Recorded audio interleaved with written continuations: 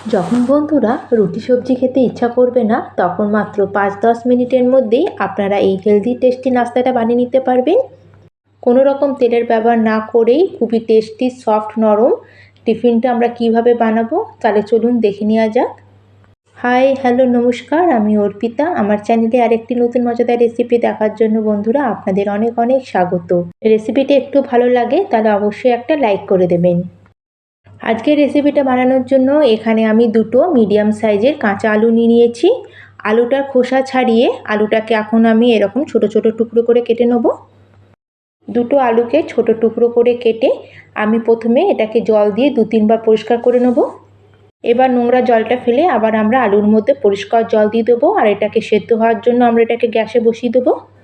এটা সেদ্ধ হতে খুব বেশি সময় লাগে না, 5-6 মিনিটের মধ্যেই দেখবেন আলুটা ভালো মতো সেদ্ধ হয়ে গেছে।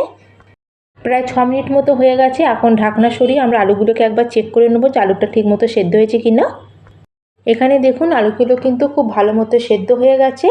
ব্যাস, এখন আমরা গ্যাসের ফ্লেমটাকে বন্ধ করে দেবো আর আলুগুলোকে একটা জায়গার মধ্যে আমরা উঠিয়ে নেবো। এখানে দেখুন বন্ধুরা, আলুগুলোকে একটা বড় জায়গার মধ্যে আমি নিয়ে নিয়েছি। এখন একটা গ্লাস নিয়েছি আর গ্লাসের পেছন দিক দিয়ে এইভাবে আলুর উপর প্রেস করে আমরা আলুগুলোকে পুরো ম্যাশ করে নেবো। আপনারা এখানে চাইলে পটেটো ম্যাশারও ব্যবহার করতে পারেন বা আলুটাকে গ্রেট করেও নিয়ে নিতে পারেন। তাহলে খেয়াল রাখতে হবে আলুগুলোকে ম্যাশ করার সময় যাতে আলুর কোনো ছোট বড় টুকরো না থাকে। আলু দিয়ে তো বন্ধুরা আমরা নানান ধরনের আলু স্ন্যাক্স বানিয়ে থাকি, কিন্তু একবার আপনারা আলু দিয়ে এই নাস্তাটা বানিয়ে দেখুন, দেখবেন আপনাদের খুবই ভালো লাগবে। আর এখানে কিন্তু গরম গরম অবস্থাতে আলুটাকে ম্যাশ করে নিতে হবে, ঠান্ডা আলু কিন্তু ম্যাশ করলে হবে না।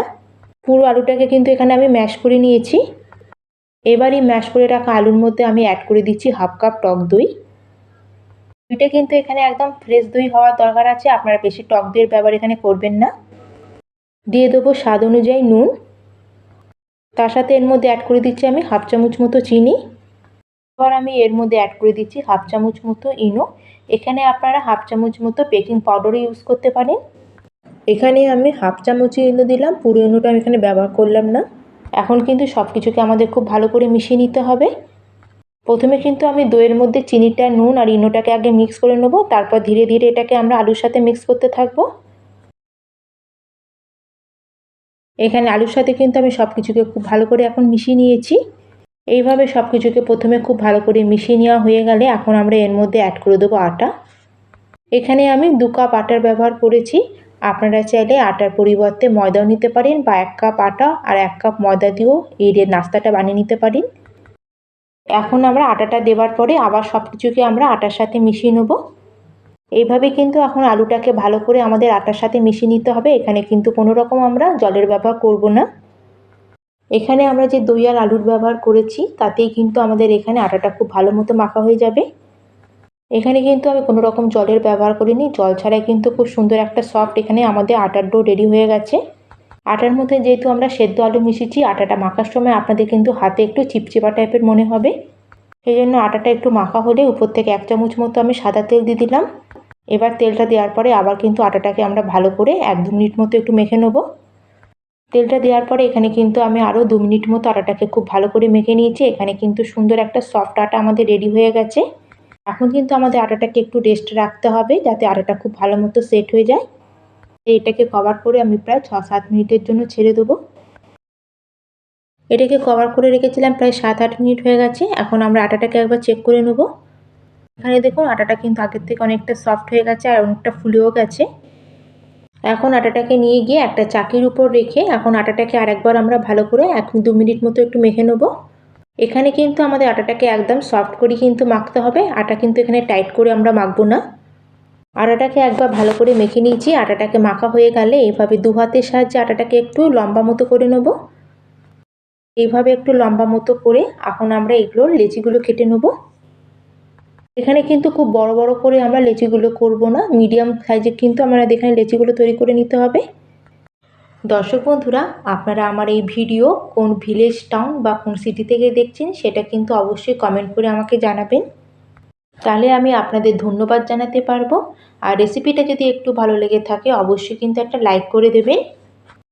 এখন আমাদের লেচিটাকে হাতে এইভাবে একটু গোল করা হয়ে গেলে আমরা একটু শুকনো আটা এটাকে কোট করে নেব, কারণ এখানে লেচিটা কিন্তু খুবই সফট আছে।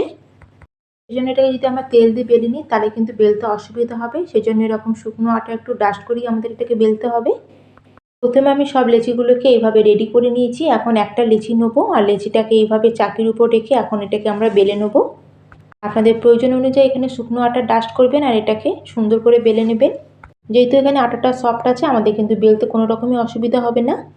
এখানে কিন্তু আমাদের এই রুটিটাকে একদম পাতলা করে আমরা বেলবো না, আমরা যেরকম পরোটা বানানোর জন্য একটু যেরকম মোটা করে বেলি ঠিক সেরকম করে এটা আমাদের বেলে নিতে হবে।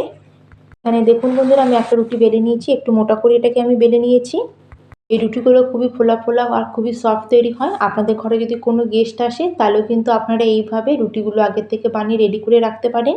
এই রুটিগুলো কিন্তু ঘন্টার পর ঘন্টা ছেড়ে দিলেও রুটিগুলো একই রকম নরম থাকে, একটু শক্ত হয় না। এখানে আমি আরেকটা প্রসেসে আপনাদের রুটিটা বানানো দেখাচ্ছি। প্রথমে এরকম একটু ওভাল শেপ করে আমি রুটিটাকে বেলে নিয়েছি। এটাকে প্রথমে যখন বেলা হয়ে যাবে তখন আমি হাতের সাহায্যে এর উপর দিয়ে একটু জল লাগিয়ে নেব। জলটা লাগানো হয়ে গেলে এখন এর উপর দিয়ে এইভাবে একটা কাঁটা চামচের সাহায্যে এইভাবে একটু প্রেস করে এটাকে ছেদ করে নেব, কারণ এখানে রুটিটাকে আমি ফুলাবো না। এবার এই রুটির উপর দিয়ে কিছুটা পরিমাণে আমি কালো জিরে একটু স্প্রেড করে দেবো। তার সাথে এখন দিয়ে দিচ্ছি কিছুটা পরিমাণে সাদা তিল। কালো জিরে আর সাদা তিলের ফ্লেভারটা খুব সুন্দর আসে, একদম নানের মতো খেতে লাগে। তার সাথে উপর দিয়ে দিচ্ছি কিছুটা পরিমাণে কুচানো ধনেপাতা। আর সব কিছুকে দেওয়া হয়ে গেলে এখন একটু আমি এটার উপর দিয়ে বেলনি দিয়ে এটাকে একটু প্রেস করে দেবো, যাতে এটা রুটির মতো খুব ভালো মতো সেট হয়ে যায় আর যাতে বেরিয়ে না আসে। এখানে প্রায় এক ধরনের আমাদের আলু নানগুলো সব রেডি হয়ে গেল। আজকের আলুর এই নান রুটিটা আমি দুরকমভাবে বানাবো। এদিকে গ্যাসে একটা আমি তাওয়া বসিয়ে নিয়েছি, তাওয়াটাকে প্রথমে ভালো করে গরম করে নিয়েছিলাম। এখন আমাদের এর মধ্যে একটা রুটি দিয়ে এখন রুটিটাকে আমরা প্রথমে দুদিকটা খুব ভালো করে সেঁকে নেব। এখানে কিন্তু আমাদের প্রথমে তাওয়াটাকে মিডিয়াম ফ্লেমে একটু গরম করে নিতে হবে, আর কোনো রকম এখানে আমরা তেলের ব্যবহারও করব না। একদিকটা যখন ভালো মতো সেঁকা হয়ে যাবে এইভাবে আমরা উল্টে দিয়ে আরেক দিকটাকেও এভাবে প্রেস করে করে এগুলোকে সেঁকে নেব। এইভাবে যখন আমরা খুন্তি দিয়ে এগুলোকে একটু প্রেস করব তখন দেখবেন এটা ধীরে ধীরে ফুলতে শুরু হয়ে যাবে। আপনারা চাইলে এই সময় ঘি, বাটার বা তেল দিয়েও এটাকে কিন্তু পরোটার মতো সেঁকে নিতে পারেন। এখানে আমার কিন্তু ফোলা ফোলা একটা নান রুটি রেডি হয়ে গেছে। এখন যেটা আমি ধনেপাতা, কালো জিরা, তিল দিয়ে বানিয়ে রেখেছিলাম সেই নান রুটিটাকেও আমরা একই রকমভাবে সেঁকে নেব। এই নান রুটিগুলো আপনার আলুর তরকারি হোক বা পনিরের তরকারি, যে কোনো তরকারি দিয়ে কিন্তু এটা খেতে খুবই ভালো লাগে। আমরা প্রত্যেক দিন একঘেয়েমি রুটি খেতে খেতে যখন বোর হয়ে যাই তখন কিন্তু একটু আলাদাভাবে এইভাবে আলু দিয়ে আপনারা কিন্তু এই আলুর নান রুটিগুলো বানিয়ে নিতে পারেন। কোনো রকম তেল ব্যবহার না করেই কিন্তু এগুলো খেতে বেশ ভালো লাগে। এখানে দেখুন বন্ধুরা, আমি সব নান রুটিগুলোকে বানিয়ে একটা প্লেটের মধ্যে সার্ভ করে নিয়েছি। আর এই রুটিগুলো কিন্তু খুবই সফট তৈরি হয়। এখানে দেখুন বন্ধুরা রুটিগুলো কতটা সফট তৈরি হয়েছে, হাতের মুঠোর মধ্যে একদম এভাবে চলে আসছে। তাহলে বন্ধুরা আজকের আমার এই রেসিপি আপনাদের কেমন লাগলো অবশ্যই আমাকে কমেন্ট করে জানাবেন। ভালো লাগলে লাইক করবেন, শেয়ার করবেন। আর চ্যানেলে যদি নতুন হয়ে থাকেন, চ্যানেলটিকে যদি এখনও না সাবস্ক্রাইব করে থাকেন প্লিজ চ্যানেলটিকে সাবস্ক্রাইব করে দেবেন। আপনারা যদি এখানে পছন্দ করেন তাহলে অল্প করে ঘি বাটারের উপর দিয়ে লাগিয়ে নেবেন। এখানে কিন্তু আমি অল্প করে একটু ঘি লাগিয়ে নিয়েছি নান রুটির উপরে, এতে কিন্তু রুটিগুলো খেতে আরও বেশি টেস্টি লাগে। তাহলে আপনারা একবার অবশ্যই এইভাবে ট্রাই করে দেখবেন, আশা করি আপনাদের খুবই ভালো লাগবে। তাহলে আজকের মতো এখানেই শেষ করলাম, আবার চলে আসবো অন্য একটি নতুন রেসিপি নিয়ে। ধন্যবাদ।